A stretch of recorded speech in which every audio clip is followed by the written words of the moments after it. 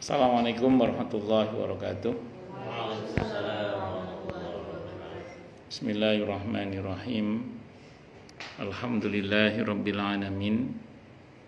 Wa bihi nasta'inu ala umurid dunya waddin. Wassalatu wassalamu ala asyrafil anbiya'i mursalin Sayyidina wa habibina wa syafi'ina wa qurrati a'yunina wa maulana Muhammadin wa ala alihi wa ashabihi wa dzurriyyatihi ajma'in, amma ba'd. Asyhadu an la ilaha illallah wa asyhadu anna Muhammadar Rasulullah wa ufawwidu amri ilallah innallaha basirum bil ibad. Hasbiyallahu la ilaha illa huwa alaihi tawakkaltu wa huwa rabbul arsyil azim. Qala Allah ta'ala fi kitabihil karim hikayatan an nabiyillahi Musa alaihi salam. Rabbi syrah li sadri wa yassir li amri wahlul 'uqdatam min lisani yafqahu qawli. Para asatidzah, para kakak-kakak dan kakak-kakak semua. Ya, semoga panjenengan semua, Ibu Ira beserta kakak-kakak yang lainnya di Tantir Pimber ini semoga selalu dalam naungan rahmat, barokah, perlindungan serta bimbingan Allah Subhanahu wa taala. Amin Allahumma amin insyaallah. Dan tentu semoga pula Tantir Pimber ini sekian diberkahi oleh Allah Subhanahu wa taala sehingga siapapun yang ada di dalamnya termasuk para gurunya, para muridnya, semuanya saja termasuk pemiliknya diberikan oleh Allah keberkahan dan kesuksesan dunia hingga surga nanti. Amin Allahumma amin insyaallah. Pertama-tama tentu mari kita haturkan puja dan puji syukur kita ke hadirat Allah Subhanahu wa taala dengan berucap alhamdulillah. Mudah-mudahan dengan hamdalah ini nikmat dari Allah untuk kita ditambah. Karena Allah telah berjanji dalam Al-Quran di surah Ibrahim ayat 7, A'udzubillahi sami'il alimi minasyaitonir rajim, wa ita'adzana rabbukum la in syakartum la azidannakum wa la in kafartum inna adzabi lasyadid. Jadi kalau kita bersyukur, sungguh nikmat dari Allah untuk kita ditambah. Dan kalau kita kufur, kita diingatkan oleh Allah akan siksanya yang sangat pedih. Ini janji Allah. Dan janji Allah dalam Al-Quran itu la raiba fih, tidak ada keraguan di dalamnya. Di antara penjelasan la raiba fih adalah siapapun yang mengamalkan isi Al-Quran dengan keimanan dan keyakinan, maka Allah akan tunjukkan kebenaran Al-Quran itu kepadanya hingga tiada lagi keraguan dalam hatinya. Salawat dan salam, izin dulu ya, bismillah.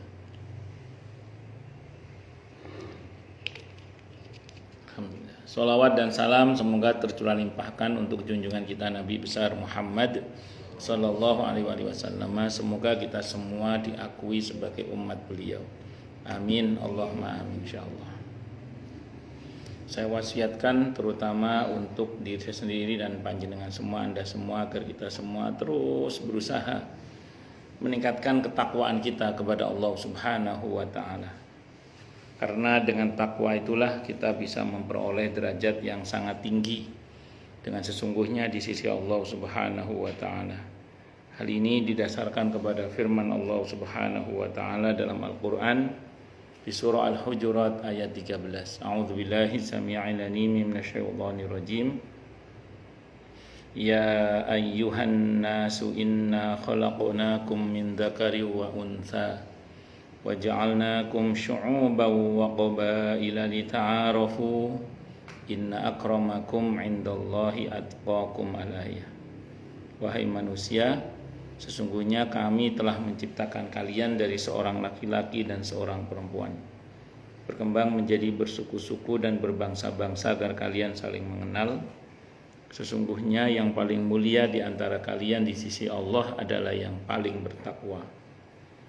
Allah juga berjanji akan memberikan bonus bagi siapapun yang sungguh-sungguh bertakwa kepada Allah berupa solusi atau jalan keluar dari setiap masalah yang dia hadapi, dan Allah juga berjanji akan memberinya rezeki dari arah yang dia tidak duga sebelumnya. Hari ini didasarkan kepada firman Allah Subhanahu wa taala dalam Al-Qur'an di surah At-Talaq ayat 2 dan 3. A'udzubillahi samii'il 'aliim minasyaitonir rajim. Wa may yattaqillaha yaj'al lahu makhraja wa yarzuqhu min haitsu la yahtasib. Dan barang siapa orang yang bertakwa kepada Allah, maka Allah akan berikan dia jalan keluar dan rezeki yang tak terduga. Di tempatnya Allah berfirman, wa may yattaqillaha yaj'al lahu min amrihi yusra. Siapa yang bertakwa kepada Allah, maka Allah akan jadikan urusannya mudah. Semoga kita semua minal muttaqin, bahkan lil muttaqina imamah. Amin. Allahumma amin insyaallah. Kakak-kakak sekalian, hafizani wa hafizakumullah. Ini walaupun Bira saya panggil kakak, ada apa berarti ya? Ya. Oh gitu ya. Sampai udah 70 tahun masih panggil kakak ya. Memang sih kalau pengen awet muda jadi remaja masjid, ya, atau jadi pramuka itu selamanya panggil kakak. Ya. Kalau remaja masjid setua apapun tetap remaja. Ya. Kenapa? Apa itu? Oh iya, mudah terus. Lanjut. Hari ini insya Allah saya akan coba membahas amalan-amalan yang insya Allah dengan amalan itu mudah-mudahan kita bisa nanti di akhirat bersama Rasulullah Muhammad sallallahu alaihi wasallam. Amin Allahumma amin. Jadi Allah masuk surga yang di dalamnya ada Rasulullahnya. Amin Allahumma amin. Mudah-mudahan satu rombongan dengan Rasulullah Muhammad sallallahu alaihi wasallam. Di antara amalan-amalan itu, ini yang sebatas yang bisa saya sampaikan. Yang pertama, orang yang nanti bisa bersama dengan Nabi kita Muhammad sallallahu alaihi wasallam adalah orang yang paling baik akhlaknya. Orang yang paling baik apa? Akhlaknya, budi pekertinya, baik yang hubungannya langsung dengan Allah maupun yang hubungannya dengan sesama. Ini hadisnya riwayat Al-Bukhari, Imam Bukhari dalam kitab Adabul Mufrad. Hadis riwayat At-Tirmidzi juga, hadisnya riwayat Ahmad juga. Jadi hadis riwayat Ahmad, Bukhari dan At-Tirmidzi. Di mana Nabi kita Muhammad sallallahu alaihi wasallam bersabda, "Inna min ahabbikum ilayya wa aqrabikum minni majlisan yaumal qiyamati ahasinakum akhlaqan." Inna min ahabbikum, sesungguhnya yang paling, inna min ahabbikum ilayya, sesungguhnya yang paling aku cintai di antara kalian.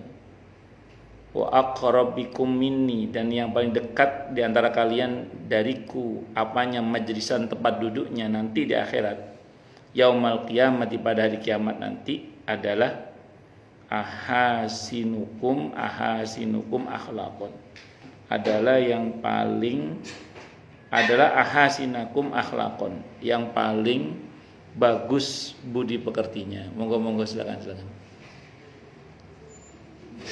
Sudah pulang tukangnya, Pak?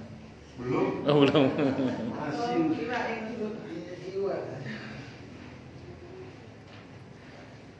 Jadi orang yang paling dicintai oleh Nabi kita Muhammad sallallahu alaihi wasallam dalam hadis ini, dan orang yang paling dekat nanti posisinya pada hari kiamat dengan Nabi kita Muhammad sallallahu alaihi wasallam adalah orang yang paling bagus apanya, akhlaknya, budi pekertinya. Mungkin kita berpikir ya, kenapa kok orang yang paling bagus budi pekertinya itu bisa mendapatkan posisi paling dekat dengan Nabi kita Muhammad SAW. Pertama yang perlu kita catat dengan baik adalah banyak para nabi-nabi terdahulu itu dipuji oleh Allah. Misalnya Nabi Yusuf karena ketampanannya misalnya. Terus kemudian berkaitan dengan Nabi Ishak dipuji terkait dengan kepintarannya, ulamun alim. Terus kemudian berkaitan dengan Nabi Musa itu dengan kecerdasan dan kekuatannya misalnya ya. Tapi untuk Nabi kita Muhammad SAW itu yang paling dominan dipuji tentang apa? Akhlaknya. Itu Nabi itu. Jadi dikatakan di surah Al-Qalam ayat 4 itu, wa innaka la'ala khuluqin azim. Sesungguhnya engkau wahai Nabi pastilah di atas budi pekerti yang agung. Terus kemudian ada hadis juga yang menyebutkan innama bu'istu liutammima makarimal akhlaq. Bahwasanya aku ini diutus oleh Allah untuk menyempurnakan akhlak. Sehingga akhlaknya mulia. Jadi akhlaknya mulia itu mesti diperintah oleh Allah untuk Nabi menyempurnakannya. Berarti Nabi ini memang hal yang pertama yang beliau lakukan dalam perkara dakwah ini adalah al-akhlaq al-karimah. Ustaz, bukannya tauhid begini. Sebelum tauhid yang Nabi ajarkan kepada umat, sebelumnya orang mengenal terlebih dahulu Nabi dengan akhlaknya yang mulia. Itu catatan pentingnya. Di antara terkenalnya apa Nabi itu? Nabi itu dikenal al-amin, jujur, tidak suka bohong. Dan tidak pernah bohong memang. Dan tidak pernah terdeteksi bahwa Nabi itu pernah bohong. Bahwa musuh Islam yang berusaha mencari kelemahan Nabi dalam hal ini nggak pernah ketemu data yang sahih bahwa Nabi pernah berbohong, walaupun dalam keadaan bercanda. Nah, berarti yang Nabi ajarkan pertama kali sebelum tauhid adalah al-akhlaq al-karimah. Baru kemudian akidah. Akidah dan akhlak sekaligus, itu harus catat baik-baik. Karena begini, di saat banyak para aktivis dakwah kita mengatakan kesalahan kita hari ini dalam berdakwah adalah kita tidak mengedepankan tauhid. Akhirnya banyak dakwah tauhid, dan ini luar biasa dakwah ini, luar biasa. Tidak salah, benar itu, tidak salah. Cuman kekurangannya adalah ketika tauhid itu tidak berbanding lurus dengan akhlak yang mulia. Karena harusnya loh ya, kalau ikut programnya Nabi kita Muhammad SAW, berbanding lurus dengan tauhid yang kokoh dan benar itu adalah akhlak yang mulia. Nah, celakanya kalau ini tidak disinkronkan, yang terjadi adalah tauhidnya tampak kokoh, tapi akhlaknya rapuh. Saya pernah dengar cerita dari seorang ustadz, yang ustadz ini dapat cerita dari seorang ustadz yang sowan kepada Syekh Albani rahimahullah sebelum beliau wafat. Saat itu beliau bercerita, Syekh Albani itu cerita, saya baru sadar sekarang setelah beliau sepuh itu, bahwa ternyata persoalan umat ini bukan cuma masalah akidah, tapi juga masalah akhlak karimah. Nah, inilah hari ini yang menjadi problem di tengah-tengah masyarakat kaum muslimin, di mana banyak orang yang kemudian belajar tauhid dengan sungguh-sungguh tapi melupakan akhlak karimah. Padahal saya ulang, harusnya kurikulumnya berbanding lurus dengan akidah yang benar adalah akhlak yang mulia. Itu harusnya. Nah, jadi saya ulang, saya setuju bahwa tauhid masuk dalam prioritas dalam dakwah. Tapi ingat, akidah dan akhlak karimah sekaligus. Tauhid itu mengesahkan Allah, mengesahkan, berkaitan dengan keyakinan, tauhid namanya, mengesahkan Allah. Nah, maka saya ulang ya, harusnya saya ulang, orang yang akidahnya lurus, akidahnya benar, akidahnya kuat, harusnya akhlaknya, budi pekertinya semakin bagus. Saya ulang, itu harusnya. Bisa dimengerti ya? Nah, itu. Tapi memang lengkapnya kurikulum dalam Islam itu 3 sih. Saya sering sampaikan di banyak tempat. Kalau ingin kita berislam secara kafah, secara sempurna, secara baik, itu ada 3 kurikulum besar sebenarnya. Kurikulum yang pertama itu akidah, yang kedua syariah, yang ketiga akhlak karimah. 3-tiganya harus dipelajari dan diamalkan. Pertama akidah. Orang kalau akidahnya rapuh, keberagamaannya nanti rapuh, serapuh rumah laba-laba. Di Al-Ankabut Allah bilang bahwa serapuh-rapuhnya rumah adalah rumah laba-laba. Kalau bahasa Al-Qur'annya di Al-Ankabut ayat 40 41 ya, saya lupa itu 40 atau 41 itu yang mengatakan bahwa pelindung-pelindung selain Allah itu rapuh serapuh rumah laba-laba, dan serapuh-rapuhnya rumah adalah rumah laba-laba. Wa in auhanal buyuti labaitul ankabut ittakhadat baita. Kalau saya nggak salah Al-Ankabut ayat 40 41 ya, kalau saya nggak salah. Kalau saya salah ya berarti nggak jauh-jauh dari situlah. Itu di Al-Ankabut itu. Nah, artinya apa? Orang itu kalau nggak belajar akidah, walaupun rajin sholat, rajin puasa, rajin zikir, rajin wirid, rajin baca Quran, itu praktek keberagamannya rapuh, bisa rapuh serapuh rumah laba-laba. Rapuh serapuh rumah laba-laba. Contoh.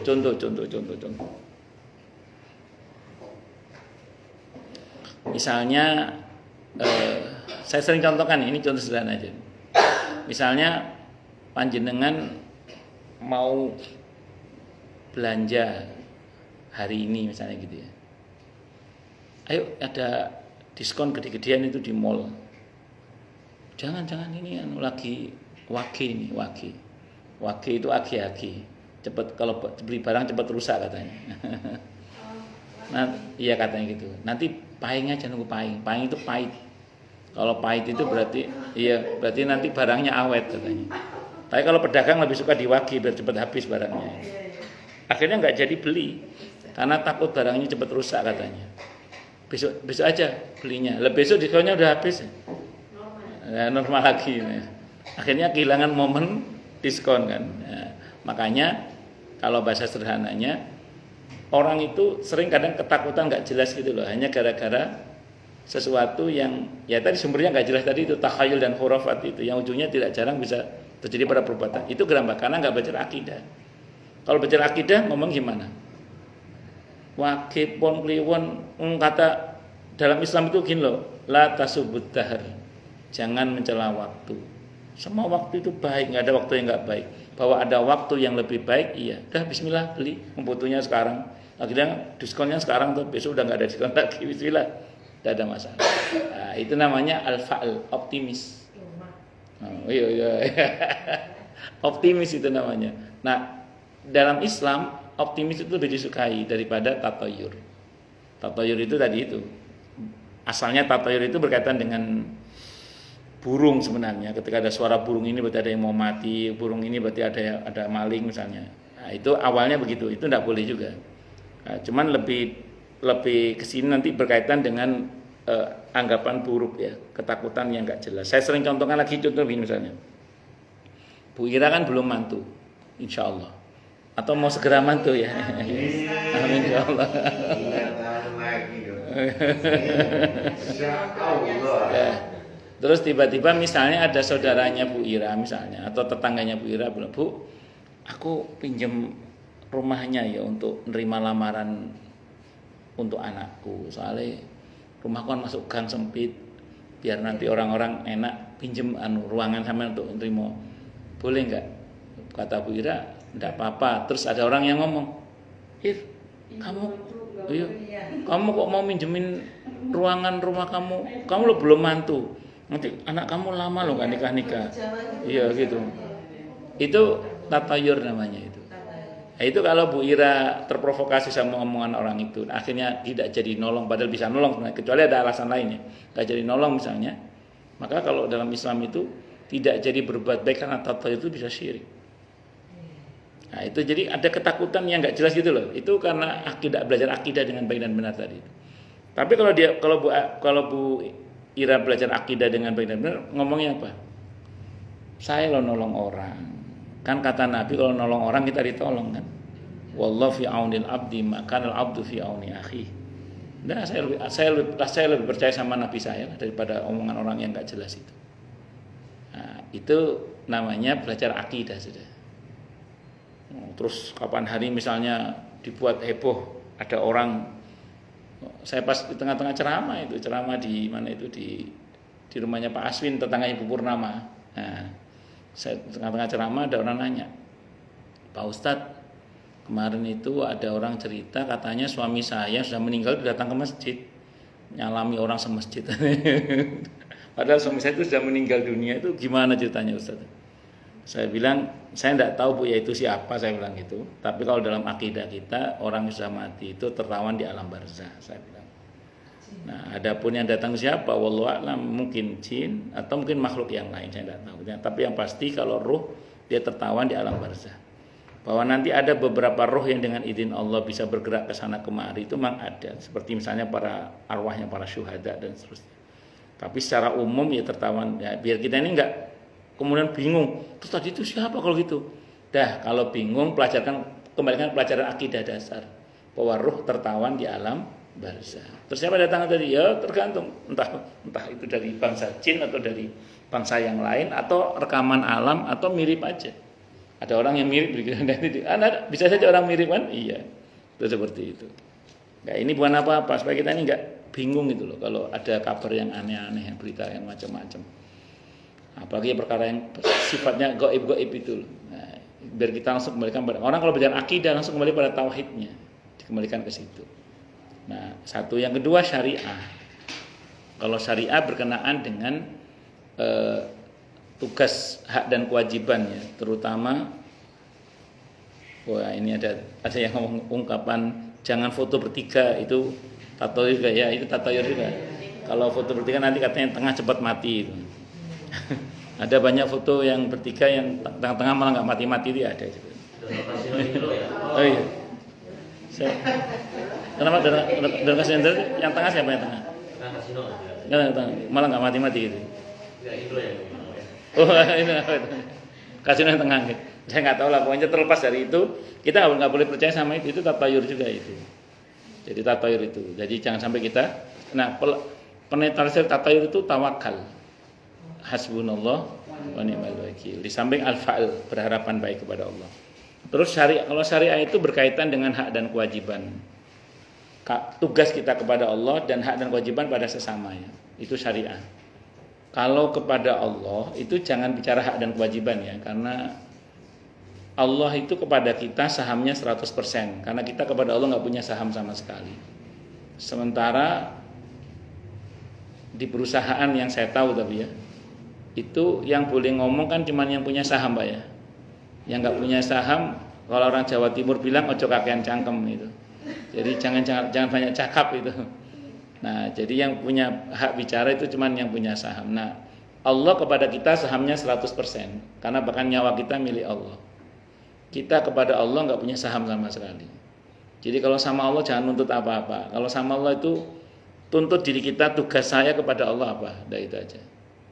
Kalau sama Allah itu jangan nuntut apa-apa, karena kita tidak punya hak apa-apa untuk menuntut Allah. Tapi Allah itu maha baik loh. Sebetapapun Allah pemilik saham 100% kepada kita, tapi Allah menyuruh kita untuk silakan berdoa, berniat yang baik, bertawakal, berusaha. Yang dibalik semua itu Allah janjikan pertolongan. Itu baik, itu maha baiknya Allah.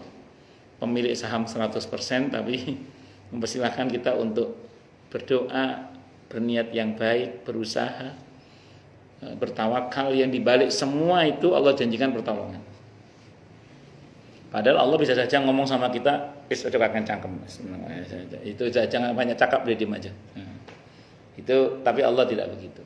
Tapi kita harus ngerti, pokoknya kalau sama Allah jangan nuntut apa-apa. Sama Allah itu ngemis. Ya, ngemis, jangan nuntut apa-apa. Ya Allah, saya sudah berbuat begini, malah. Iya. Ya betul kalau sama Allah ngemis, ya Allah, hamba telah berbuat begini-begini. Kalau sekiranya apa yang telah hamba buat adalah merupakan kebaikan menurut-Mu, ya Allah, tolong kabulkan doa hamba. Itu baru namanya tawasul dengan amal soleh. Itu pun ngemis sama Allah tetap mentalnya. Bukan terus, saya tadi udah nyumbang masjid 10.000 loh ya Allah. Saya tadi udah nyumbang anak yatim 5.000 tadi, misalnya itu. Misalnya. Sebenarnya itu Ustaz. Iya.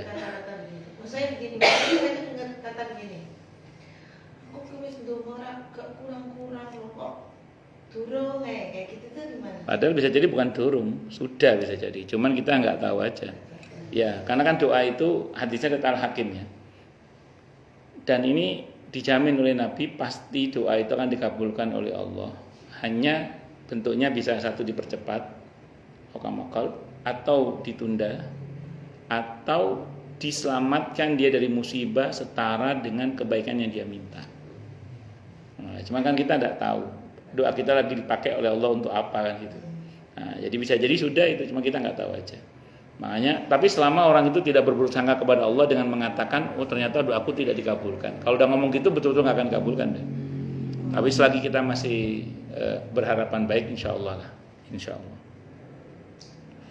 Nah itu yang terakhir al-akhlaq al-karimah. Maaf kalau pada sesama baru ada hak dan kewajiban namanya. Jadi suami istri Pak Oktavian dengan Bu Ira, hak Bu Ira dilindungi oleh Allah dengan kewajibannya Pak Oktavian. Hak-haknya Pak Oktavian dilindungi oleh Allah dengan kewajibannya Bu Ira. Harus saling, tidak boleh merasa paling. Nah, demikian juga anak dan orang tua. Tidak boleh merasa paling. Tidak boleh merasa paling, tidak boleh. Demikian juga orang tua dan anak. Nah, antara Bu Ira sama Kira, betul Kira ya, betul ya? Ya, dengan Kira ada hak dan kewajiban. Kira punya hak yang dilindungi oleh Allah dengan kewajiban orang tua kepada Dek Kira. Dek Kira juga punya kewajiban, Bapak Oktavian dan Bu Ira juga punya hak yang dilindungi oleh Allah dengan kewajibannya Dek Kira kepada orang tua. Dan orang tua dan anak juga harus saling, bukan merasa paling.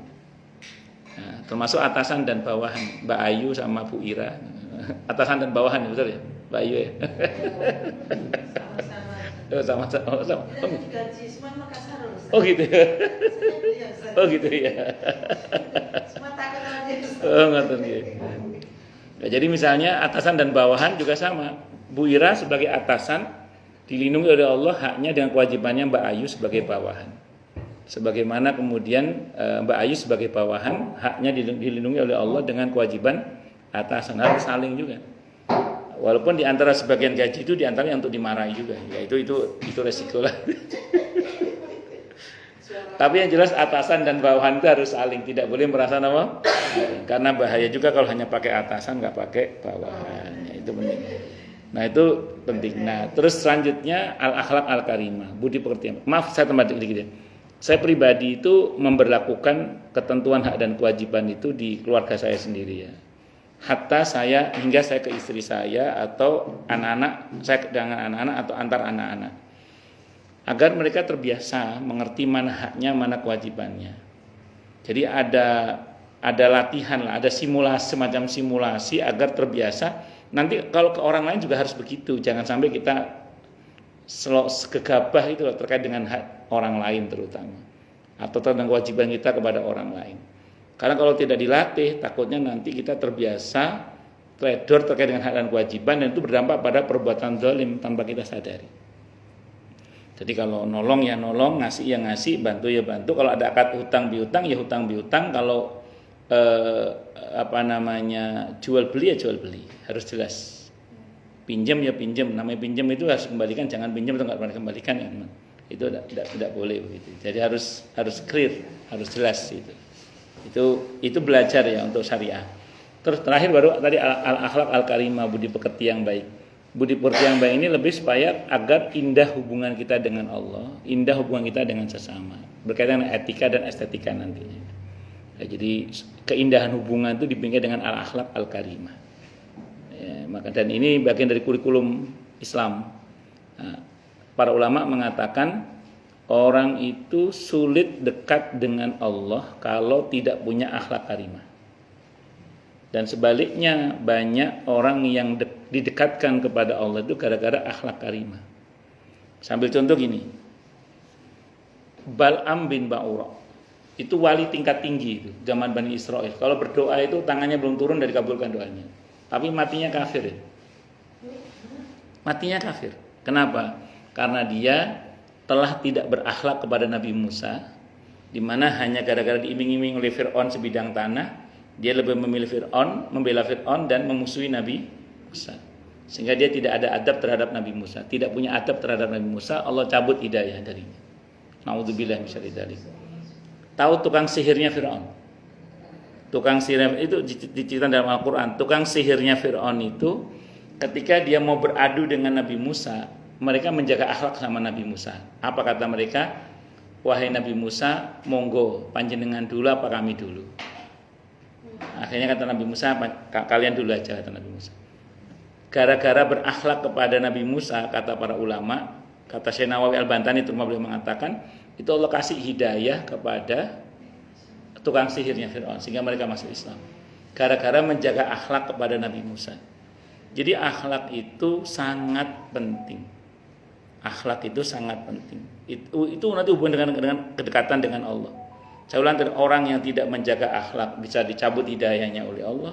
Orang yang menjaga akhlak bisa terus Allah tingkatkan hidayahnya oleh Allah.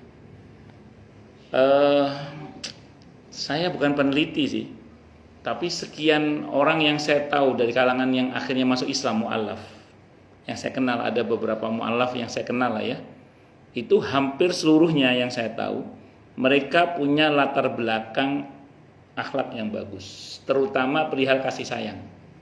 Mereka kalau nggak penyayang, dermawan mereka itu rata-rata beberapa orang yang akhirnya masuk Islam itu punya yang saya kenal tapi ya punya latar belakang kalau nggak penyayang, dermawan. Ada akhlak yang bagus lah pada sesama di situ itu. Sehingga dengan izin Allah beberapa kok mendapatkan hidayah. Sehingga ada cerita, ini kisah nyata ya. Jadi ada seorang suami itu tadinya dia non muslim, akhirnya masuk Islam. Cuman istrinya nggak mau masuk Islam. Nah, si suami ini pengen supaya istrinya ini mau masuk Islam, tapi kan nggak boleh paksa toh, nggak boleh paksa. Akhirnya dia datang ke seorang kawannya yang seorang ustadz. Dia bilang, kamu bisa nggak bantu saya untuk nyeramahi istri saya supaya dia mau masuk Islam? Saya coba ya, Bismillah ya, kata ustadz itu. Akhirnya sampailah dia di rumah orang itu, ditemui oleh istrinya sama suaminya tadi juga yang notabene sudah masuk Islam. Dia bilang sama si ibu itu, Bu, bisa minta tolong bikinin saya kopi, katanya. Oh ya, bisa katanya. Akhirnya Bu ini bikinin kopi.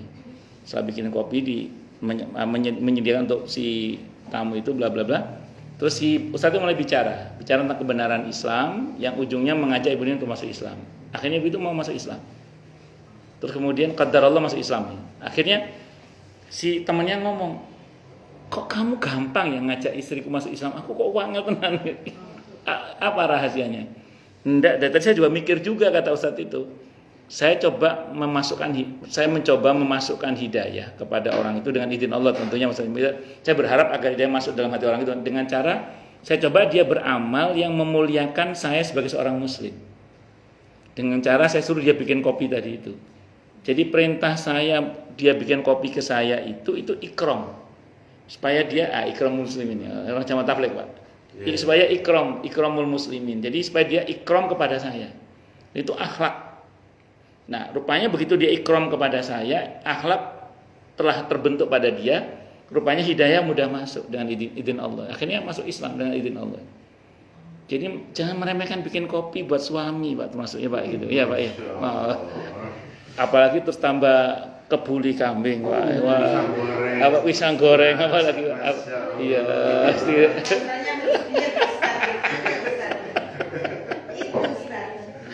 Ya Allah, ngoten mangke. Ya, itu akhlak.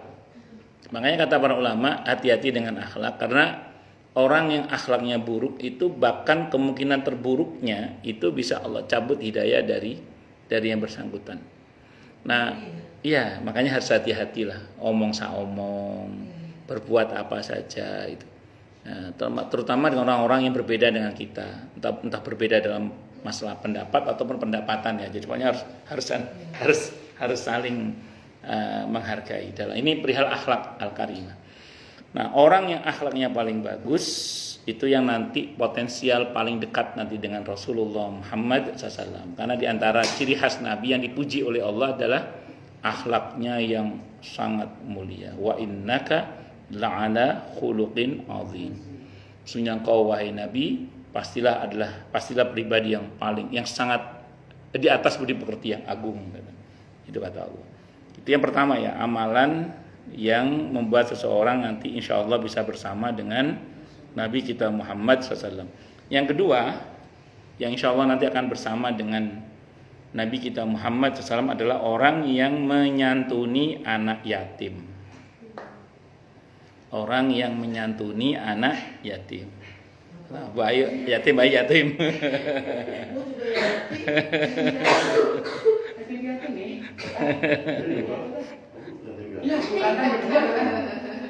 Kata baginda Nabi kita Muhammad SAW, ini hadisnya riwayat Al-Bukhari, Abu Dawud, At-Tirmidzi, Ahmad, Malik.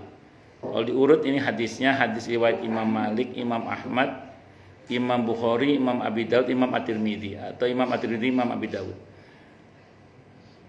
Dalam hadis ini Nabi kita Muhammad SAW bersabda, apa sabdanya? Ana wa kafilul yatimi fil jannati hakada. Wa asyara bisababati wal wusta wa farraja bainahuma syai'a. Nanti aku, kata Nabi, dan yang menyantuni anak yatim atau yang menanggung anak kafil, itu namanya menanggung, artinya bukan menyantuni, yang menanggung anak yatim di surga seperti ini nanti. Nabi ngasih syarat jari telunjuk dan jari tengah agak dibuat jarak dikit ini. Nah, seperti ini nanti. Saya ulang ya, lebih tepatnya bukan kafil itu bukan yang nyantuni ya, tapi lebih tepatnya yang menanggung kehidupan anak yatim. Menanggung kehidupan anak yatim itu beda sama menyantuni. Kalau menyantuni itu insidentil dan itu bagus, teruskan, tidak ada masalah. Misalnya menjelang Ramadan atau di bulan-bulan tertentu di mana kita ingin nyantuni anak yatim, silahkan, tidak ada masalah. Tapi yang disebut dengan kafil, menanggung anak yatim, yang nanti insya Allah akan bersama dengan Nabi kita Muhammad SAW, itu adalah yang dia itu boleh dikata memenuhi kebutuhan si yatim ini setiap saat, baik sekolahnya, pendidikannya misalnya, atau kehidupan sehari-harinya. Kalau dulu para sahabat Nabi itu nyantuni anak yatim itu, menanggung kehidupan anak yatim itu, kalau perempuan sampai menikah misalnya, kalau laki-laki sampai mandiri lah misalnya gitu. Jadi sampai betul-betul mentas, kalau bisa bahasa sederhananya sampai betul-betul mentas. Itu dulu. Tekniknya terserah, bisa tetap tinggal bersama orang tuanya atau dia tinggal bersama dengan kita. Nah, itu soal teknis. Nah, ini Kak Cisal ini yang ngurus anak yatim, betul ya? Masih itu? Masih. Ini kalau bisa jadi orang tua asuhnya. Itu kalau termasuk orang tua asuhnya masuk insya Allah dalam kategori yang menanggung anak yatim. Dan menjadi orang tua asuh anak yatim itu nggak harus sendiri. Misalnya Bu Ira sendiri tidak harus. Bisa saja Bu Ira gabung sama Bu Dida, Bu Ria, sama Bu Purnama misalnya, 4 orang, satu anak yatim, kita bantu bersama-sama sekolahnya sampai selesai misalnya gitu. Jadi nggak harus sendiri, Kak. Jadi itu masuk kafil namanya. Atau ada program orang tua asuh misalnya. Ada beberapa tempat yang sudah ada anak yatim, kemudian dibuat program orang tua asuh. Bisa bareng-bareng, nggak harus sendiri, bisa bareng-bareng. Yang penting mengasuh anak yatim. Kalau di masjid kami di Harapan Indah itu gitu. Jadi jamaah patungan bareng-bareng, 1 atau 2 anak yatim yang berprestasi dikirim sampai lulus, sampai kuliah. Ada yang begitu. Di Harapan Indah itu gitu. Kalau di Kemang Baitul Jihad di Kemang Pratama 2 itu ada sekolah gratis terutama untuk fuqara masakin, apalagi anak yatim, dari TK sampai SMK. Ya, sampai cuman SMK-nya lagi dievaluasi nih berkaitan dengan izin, karena untuk SMK itu harus punya lokal sendiri dengan ketentuan bla bla bla bla, yang rupanya masjid belum punya itu untuk itu. Atau kalau nepeng nantinya. Itu tapi paling enggak sudah berusaha lah untuk menyekolahkan mereka itu sampai usia di mana mereka sudah bisa mandiri itu. Nah, itu digotong bareng-bareng, enggak terasa. Kalau sendirian berat kadang itu. Tapi kalau bareng-bareng insya Allah enggak terasa. Itu seperti itu. Itu namanya kafilul yatim. Itu ada potensi bersama dengan Rasulullah Muhammad SAW di surga. Karena Nabi itu diantara gelarnya adalah Abul Yatama, bapaknya anak-anak yatim. Nah, kemudian yatim itu kriterianya bagaimana Ustadz? Yatim itu secara bahasa artinya sendiri ya. Maka dalam Islam itu kalau ada anak walaupun lengkap orang tuanya, bapak ibunya lengkap, tapi dia diterlantarkan, itu yatim sebenarnya. Iya, iya. Jadi kalau ada anak lengkap bapak ibunya, tapi diterlantarkan, itu yatim. Secara bahasa yatim dia. Ya, karena artinya yatim itu sendiri itu. Tapi secara syar'i yatim itu anak yang ditinggal mati oleh ayahnya. tidak selalu seperti itu ya. Nggih. Ya Allah Khadijah, Masya Allah. Masya Allah. Terus kemudian yang ketiga,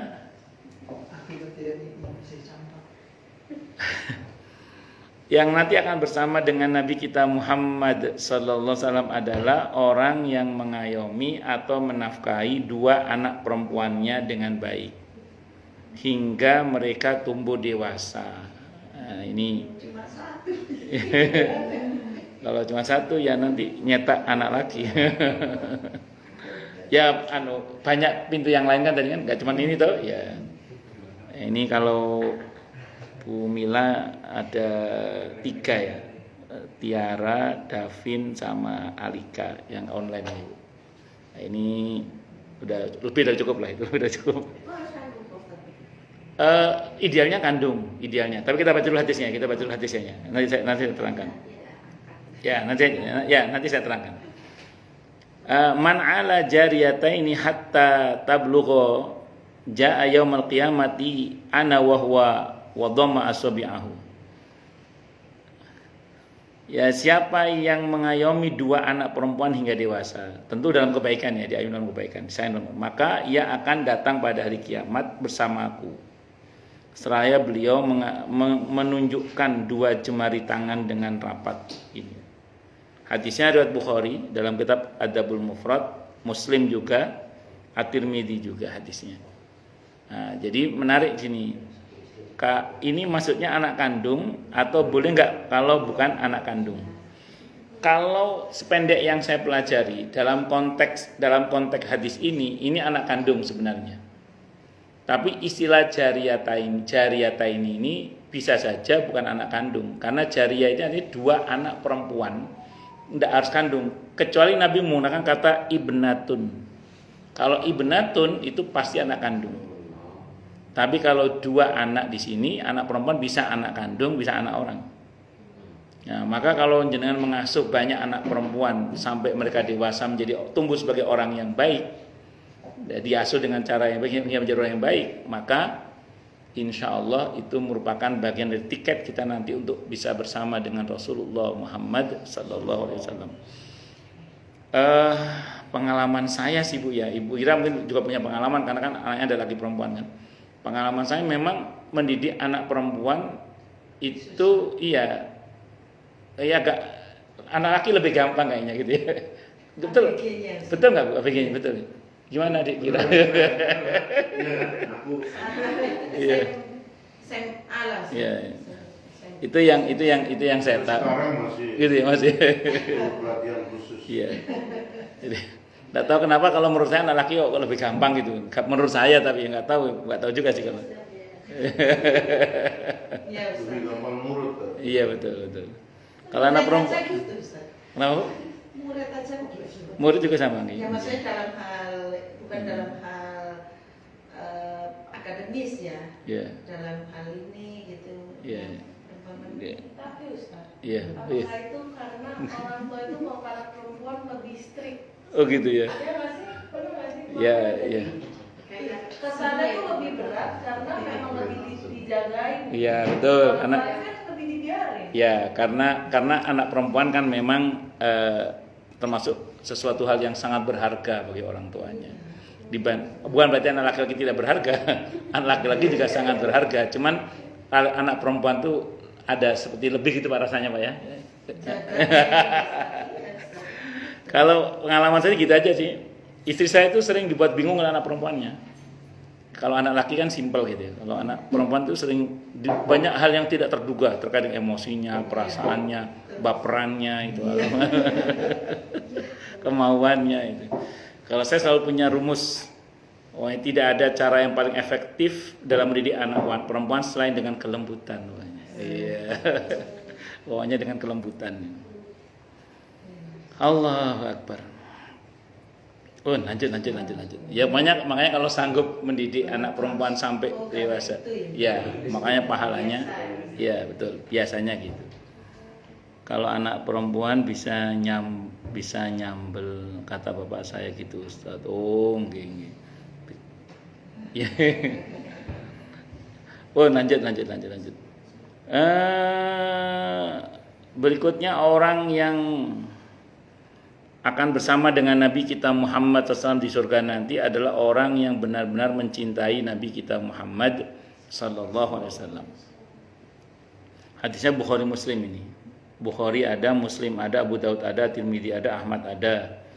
Dikatakan dalam riwayat itu ketika Nabi lagi ngajar gini, tiba-tiba ada seorang yang bertanya, "Mata sa'ah, kapan kiamat wahai Rasulullah?" Nabi menyelesaikan ceramahnya sampai selesai, baru Nabi nanya, "Siapa tadi nanya?" "Saya Rasulullah." "Apa yang telah kamu persiapkan? Kok kamu nanya kiamat?" Jadi kapan kiamat itu nggak penting.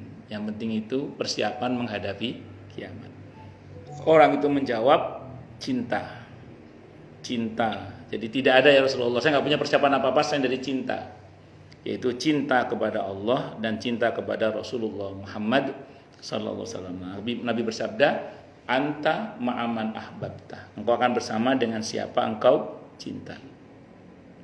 Anas bin Malik radhiyallahu anhu yang meriwayatkan hadis ini mengatakan, tidak ada hal yang paling aku sukai di hari itu selain dari sabda Nabi, engkau akan bersama dengan siapa engkau cinta. Karena dengan itu berarti potensial saya akan bisa bersama dengan Nabi Muhammad SAW dan Sayyidina Abu Bakar radhiyallahu anhu dan Sayyidina Umar radhiyallahu anhu, walaupun saya tidak bisa beramal seperti mereka. Kenapa? Karena saya mencintai mereka semua.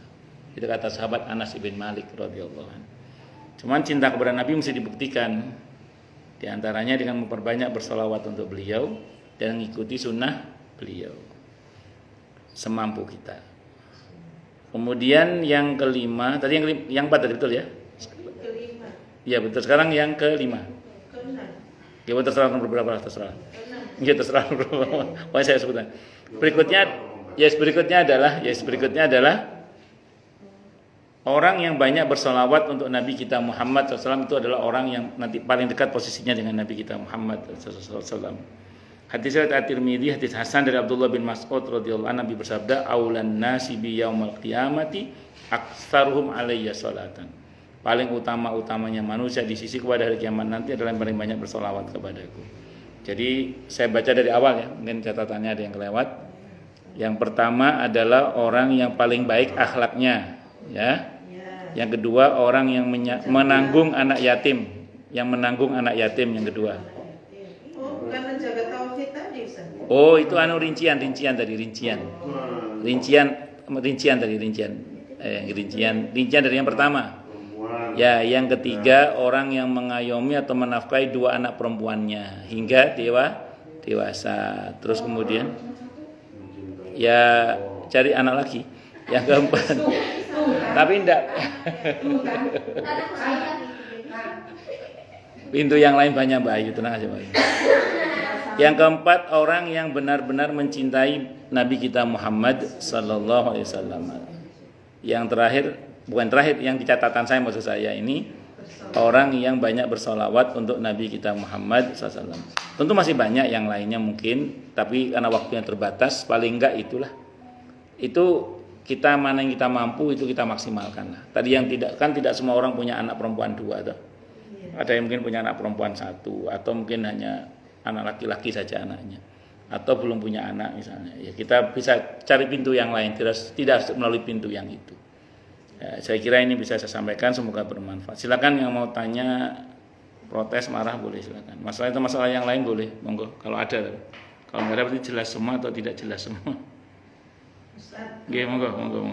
Perihal tatoyur tadi, Ustaz. Nggih. Kan insya Allah gitu ya, kalau yang generasi kita ini kan udah ngerti gitu ya, agak lumayan lah gitu dibanding dengan generasi orang tua kita. Iya. Nah kadang kita itu sering berhadapan dengan misalnya gitu, terutama orang Jawa gitu ya Ustaz. Nggih. Kami yang paling kita tahu Nggih. itu jarang gitu ada hal-hal seperti itu. Misalnya apa kayak kita di ini nggak boleh gitu. Terus saya tuh suka bilang nggak ada itu di agama gitu kan. Nah terus kadang-kadang orang tua itu sepupu-sepupu itu kan bilangnya gini, udah kalau dikasih orang tua itu kamu tuh niatnya tuh nurut sama orang tua kayak gitu. Kayak gitu tuh gimana ya? Ya baik. Antara orang tua dengan kalaupun selama ini sih, kalau saya pribadi selama ini menjalankannya ya lebih kepada ya udah karena nggak boleh sama orang tuaku gitu. Gitu. Jadi Bismillah, kalau ada istilah orang mengatakan jangan begitu itu pamali. Sebenarnya itu gini ya, tidak semua omongan orang tua dulu itu nilainya tatayur juga. Kadang bisa dijelaskan secara ilmiah juga. Nah, sehingga kalau ada penjelasan secara ilmiah dia nggak tatayur juga sih Bu sebenarnya. Contoh misalnya, jangan makan tengah pintu. Ya depan pintu atau tengah pintu ya atau tengah pintu ya kan ada penjelasan ilmiahnya kan, orang melihat ini nggak bagus juga akhlaknya kan. Nah cuman ketika ada kata-kata begini, ayo kalau nyapu yang bersih, nanti kalau nggak bersih nanti suaminya brewok loh misalnya gitu. Nah itu tanda tatayur itu, tapi nyapu bersihnya bener nggak ada masalah kan. Jadi kadang nasihat orang tua itu mesti dulu nggak pernah bersih. Nah, ya, kayak gini misalnya, orang kalau rumah ditusuk sate, sebaiknya dia nanam bambu kuning misalnya. Ya rupanya gini, kalau itu dipahami sebagai penjelasan ilmiahnya bahwa orang kalau ditusuk sate itu karena ada angin yang los, sehingga butuh filter tanaman yang rapat supaya debunya tidak mengotori rumah, tidak ada masalah kalau itu dipahami. Tapi kalau bambunya harus kuning, nggak boleh yang hijau misalnya, sehingga ada keyakinan yang keliru tentang itu, tentu itu yang menjadi masalah. Jadi kita mesti bisa rinci itu dulu. Jadi tidak semua omongan orang tua itu selalu bernilai tatayur. Kadang ya boten satu. Tapi kalau misalnya mengandung unsur tatayur, maka kita harus berani menolak walaupun dengan cara yang bagus, yang elegan, yang tetap menjaga akhlak. Supaya orang tua kita juga dapat pencerahan bahwa apa yang beliau yakini itu keliru, salah gitu. Tentu dengan bahasa-bahasa yang santun. Oh nggih Bu, nggih. Tapi kalau ini kemarin saya begitu nggak apa-apa kok Bu. Kan yang penting kita itu tawakal, mantep sama Allah.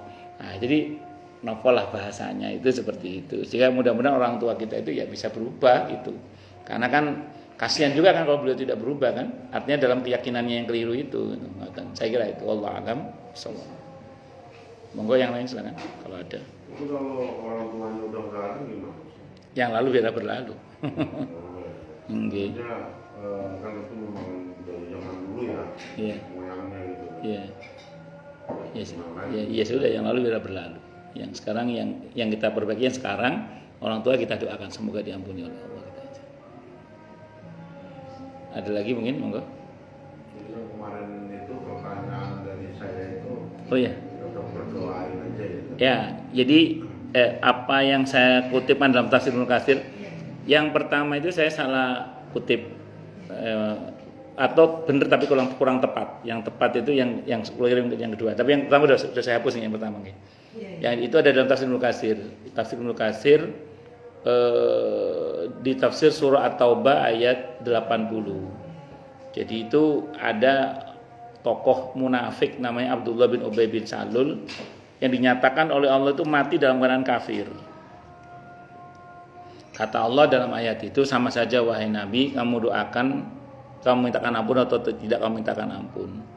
Walaupun kamu mintakan ampun sampai 70 kali, Allah tidak akan ampuni. Kalau kita memahami ayat itu kan berarti sudah gak akan diampuni kan. Tapi Nabi dalam hadis itu memahaminya gak begitu. Kata beliau, kalau bahasa kita ini, ya sudah, kalau 70 kali tidak diampuni, aku akan mintakan ampun untuknya lagi 70 kali lagi. 70 kali lagi, 70 kali lagi. Maksudnya terserah Allah ampuni apa enggak, itu terserah. Nah, itu hadis ini memang cukup menghibur, terutama ketika berhadapan dengan sebagian orang yang faktanya mereka diuji oleh Allah punya orang tua yang mati dalam keadaan belum berislam misalnya. Nah, sementara mereka ingin memintakan ampun untuk orang tuanya. Ya, hadis itu sangat menghibur memang. Tapi ini memang nggak populer. Karena pendapat yang mainstream memang nggak sampai. Pendapat yang mainstream itu. Pendapat yang populer, yang masyhur, yang banyak dipegang oleh para ulama memang nggak sampai. Nggak diampuni memang. Tapi kalau hadis itu pendapat yang tidak populer, tapi ada pendapat itu, dan itu Ibnu Katsir yang menyampaikan dalam tafsir Ibnu Katsir, dan beliau tidak mengomentari hadis itu. Beliau nggak komentari jangan dipakai itu enggak, beliau lepas hadis itu beliau lepas saja. Nah, makanya itu cukup menghibur memang, Makanya beberapa kawan ustadz kalau ditanya tentang masalah ini, ada beberapa yang menjawab seperti itu. Ya udah mintakan ampun aja sama Allah, nanti selebihnya kita serahkan kepada Allah. Ya nanti terserah Allah. Tugas kita hanya minta ampun. Itu yang dilakukan oleh Bu Purnama. Beliau cerita sama saya, ya saya pakai hadis itu udah Ustaz, akhirnya saya doakan aja ayahnya kan. Saya doakan aja, selebihnya terserah Allah sudah. Saya nggak tahu lah, terserah Allah, ini saya doakan terus saja. Mengamalkan hadis yang itu. Tapi ini memang pendapat yang tidak populer. Tidak populer. Memang boleh kan, itu kan kalau saya tangkap ya. Iya. Berarti kan kita optimis kan. Iya, betul. Perasaan nggak baik kepada Allah. Betul. Ya itu yang saya bilang tadi. Iya. Pendapatnya nggak populer. Yang populer itu nggak nyampe yang populer itu. Tapi saya bilang itu ada pendapat itu ada dalam tafsir Ibnu Katsir itu. Itu ada dalam Ibnu Katsir. Wallahu a'lam bishawab. Ada lagi? Ini ada titipan dari Okay. Karizal. Gak berani dia. Iya. Gitu loh. Apanya Pak? Gitu. Bahaya ini Apa kalau itu? sudah mengandung Kalau ketidakberanian. dari anak perempuan satu nggak ada, dari biangnya yang tambah lagi katanya gitu. Wah, gitu kan. Terus lagi bener. Iya. Kayaknya aku juga pengen tanya kayaknya.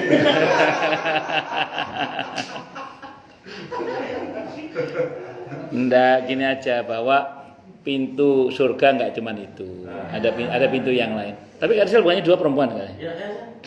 Kak Rizal, Belum. ya 2-2 jangan? Baru selesai. Oh baru satu Pak, baru satu. Iya aman. Masih bisa Istri masih. baru satu. Loh, Anak baru satu. Pak Octavian mancing-mancing aja. Pengen nggak kayak gitu? Bayar. Ya sudah, ada lagi mungkin atau cukup dulu? Cukup dulu ya. Kita tutup dengan hamdalah. Alhamdulillahirabbil alamin. Semoga kajian kita bisa bermanfaat, mubarakah fi dini wa dunya wal akhirah untuk kita, keluarga kita dan seluruh umat Islam semuanya. Dan mudah-mudahan kita semua dijadikan oleh Allah sebagai orang-orang yang sukses dunia akhirat. Selamat dunia akhirat, bahagia dunia akhirat dan dipermudah urusan kita oleh Allah fi dini wa dunya wal akhirah. Semoga Allah limpahkan hidayah selalu untuk kita, semoga Allah tingkatkan selalu hidayah untuk kita dan semoga Allah berikan hidayah untuk siapapun yang melihat kita. Subhanakallahumma bihamdika asyhadu an la ilaha illa anta astaghfiruka wa atubu ilaik.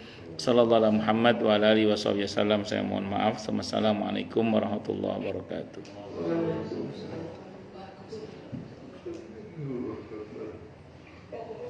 Buang juga.